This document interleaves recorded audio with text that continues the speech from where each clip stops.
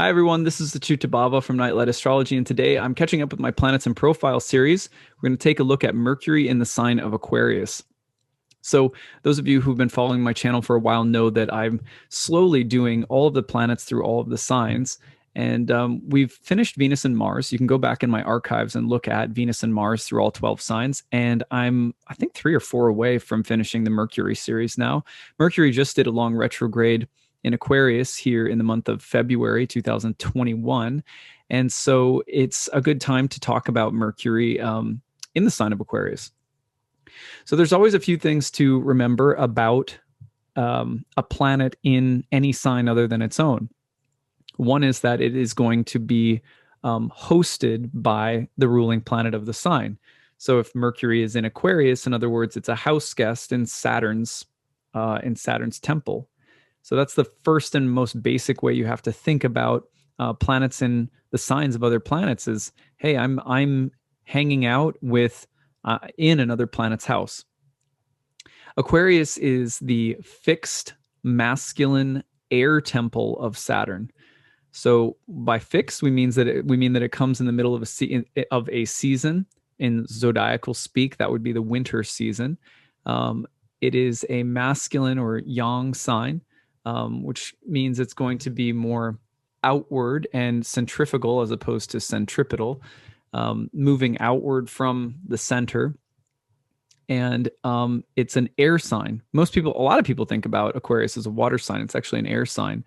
The image is that of the water pour, the constellation image. And I've talked a lot about that. If you go back into my archives and watch me talking about Saturn entering Aquarius or Jupiter entering Aquarius or the Great Conjunction in Aquarius, even the meaning of the sun in Aquarius, you'll find a lot of information about Ganymede, the myth of Ganymede, the water pour. Not going to spend so much time on that in this video. But in this particular sign, we have a very different expression for Saturn than we do in Capricorn, where it's a lot more earthy and feminine. This is and Capricorn is also what we call a cardinal or tropical sign. This sign tends to be enduring and stable, tends to be airy, in other words, mental, rational, social, and it tends to be very masculine or outward expressing, and a little bit more like up here, whereas Capricorn tends to be very earthy. So the best way of understanding this is going to be in terms of how does Mercury behave when it combines with Saturn.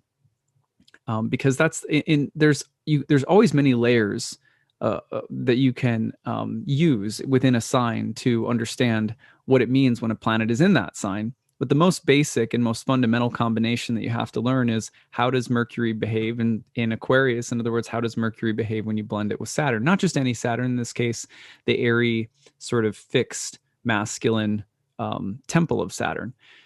So remember that Mercury is going to represent things like speech and communication, the mind, intelligence. Mercury is related to things like money and inventors and inventiveness, original thinking, skills, development of skills, technical abilities, information, technology. So that's your general realm of subject matter for Mercury, and then you're mixing that with Saturn, who tends to be cold and distant. In Aquarius, tends to be rational and sort of fixed, broad-minded, and especially in the sign of Aquarius, forward-looking. And they're also in Aquarius, you'll find that the distinction between who is an insider and who is an outsider, or what represents the status quo and what's being marginalized by the status quo, what is the tyranny of the status quo and what is the progressive future. So those kinds of tensions are really built into the sign of Aquarius, because this is Saturn's sign, and Saturn is the dimmest, most distant planet, the gatekeeper on the edge of the visible and the invisible. That quality of Saturn tends to bring in associations with that boundary between what's in and what's out, what's status quo, what's popular, what's accepted as the dogma or doctrine of an institution or an era in history or something like that, versus what's on the outside of it. What does the future look like versus, again, the status quo? Saturn tends to represent the boundaries between those things, and will often, with Mercury in Aquarius, will often amplify that feeling through those rational, communicative, technological, sort of broad-minded qualities. Saturn in Aquarius can be very dogmatic, especially about whatever it thinks is the best or most progressive future compared to the present. And that can go in any direction. You can see people who are, intensely conservative or intensely liberal, socially, culturally, politically, utilizing Aquarian energy to insist that there is one way that is better than the way that it is right now.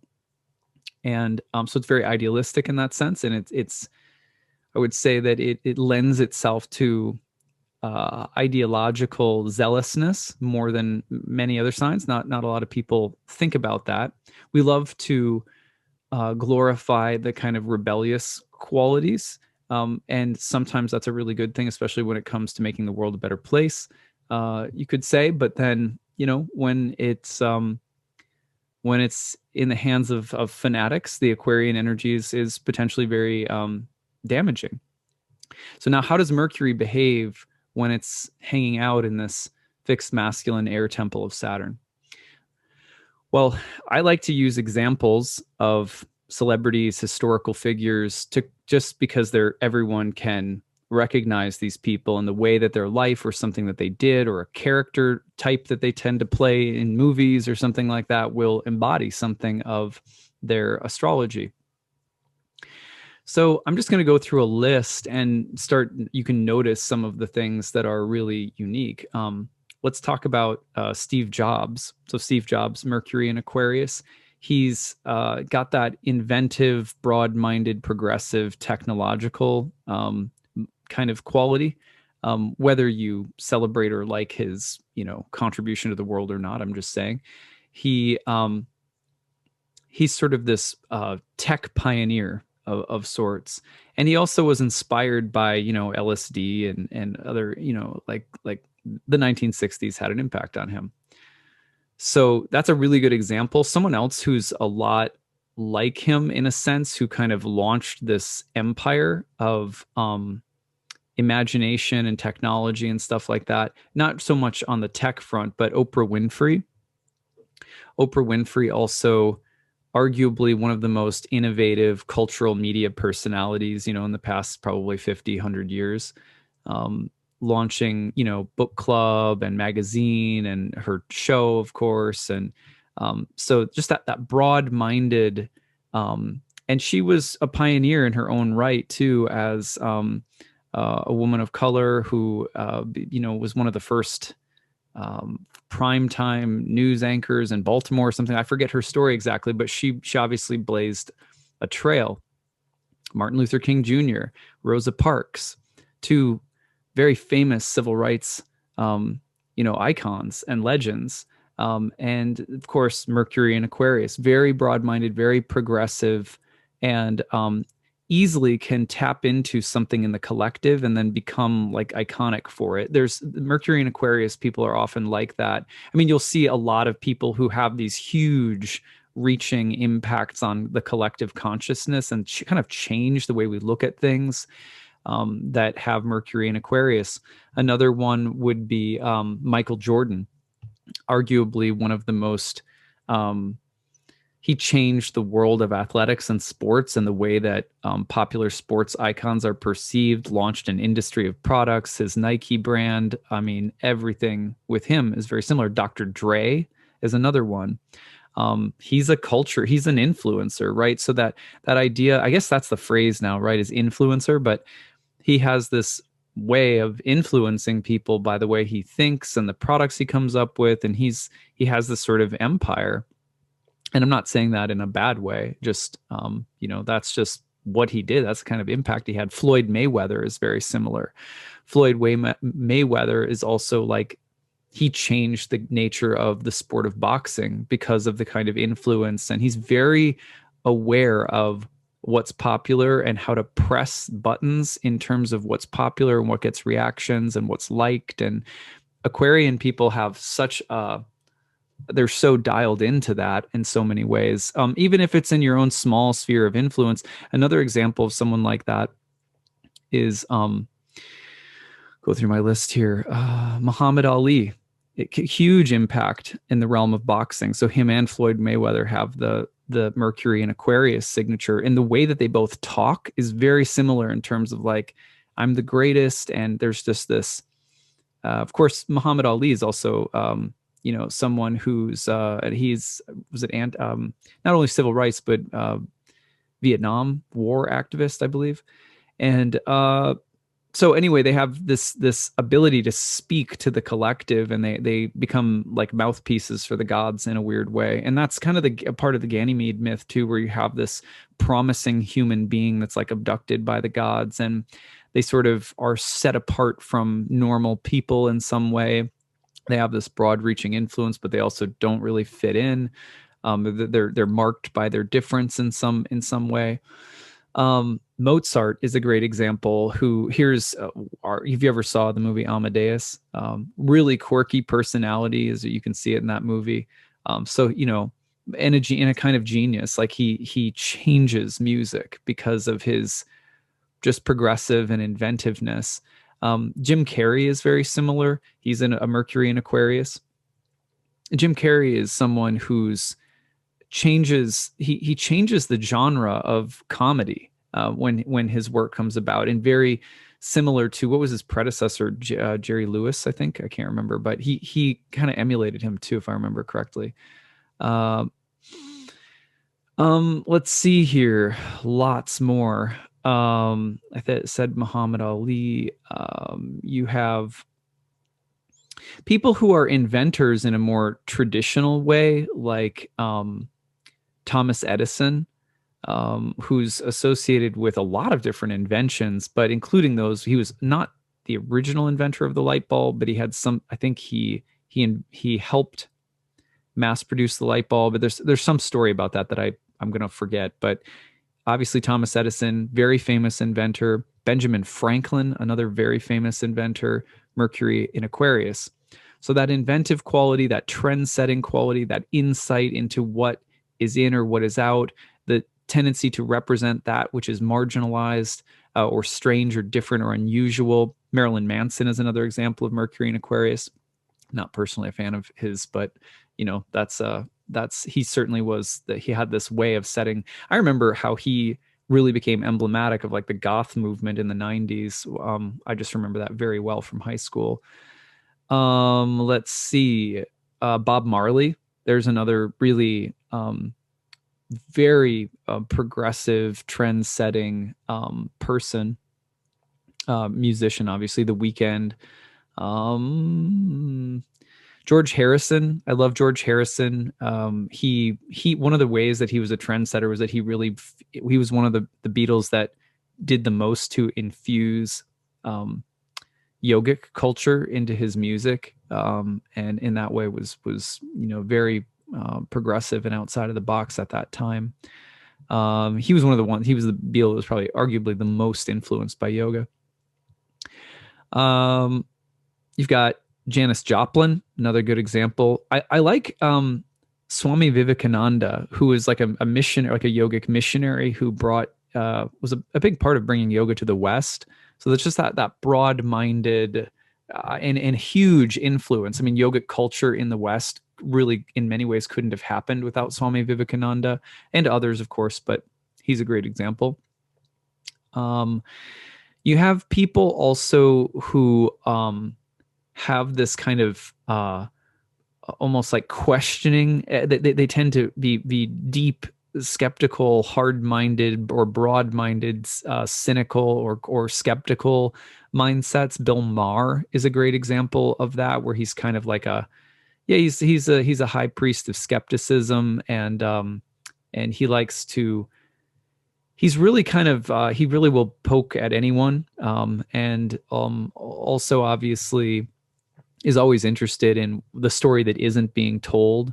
And he kind of has this like chip on his shoulder about it. You know, that's his personality, whether you like him or not. Again, Jules Verne. There's sometimes you're going to have that almost like the inventiveness gets transported into the realm of like sci-fi and fantasy. So Jules Verne, 20,000 Leagues Under the Sea, Journey to the Center of the Earth, if I remember correctly. But all of his books are like very sci-fi, and they have to do with like interesting technological innovations that take people on these crazy adventures.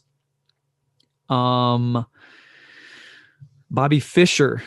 So you have that, just that almost like that child genius Ganymede quality where there's a sense of someone who's chosen or special, but they might be tortured by it a little bit somehow. And they're like genius, a little bit like Mozart, Bobby Fischer.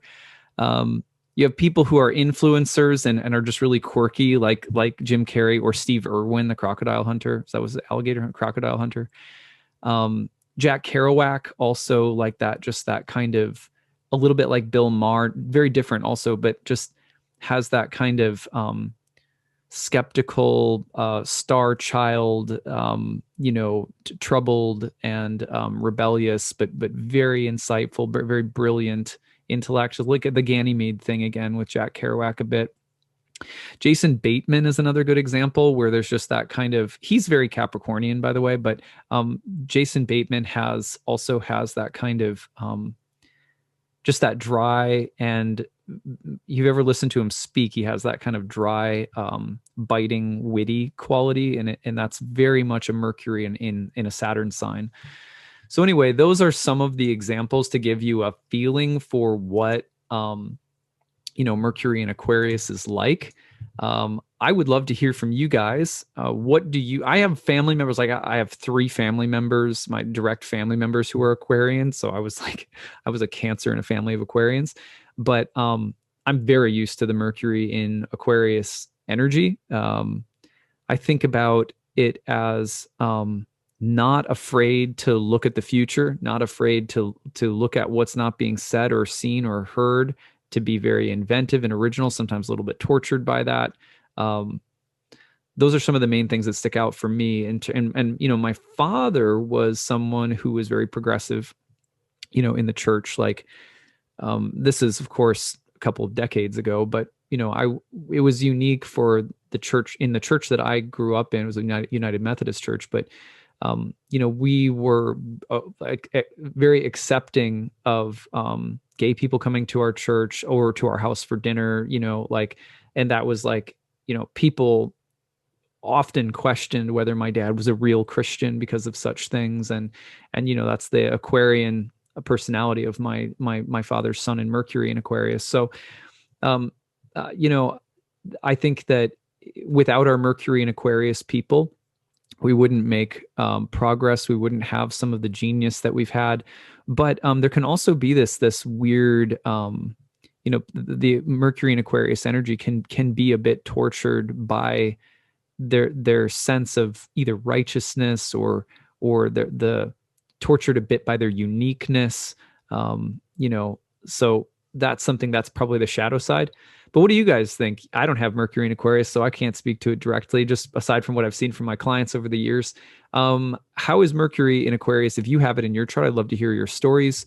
Please leave your comments in the chat box, and we'll be back for more. I think we're going to be hopping around a little bit at this point. Like, I think the next one is Taurus. So, but yeah, once we finish up the Mercury series, then I'll be diving into, let's see, we've done Mercury, Venus. We'll probably go through the moon or the sun next. Probably the moon. All right, that's what I've got for you guys. Take it easy. Bye.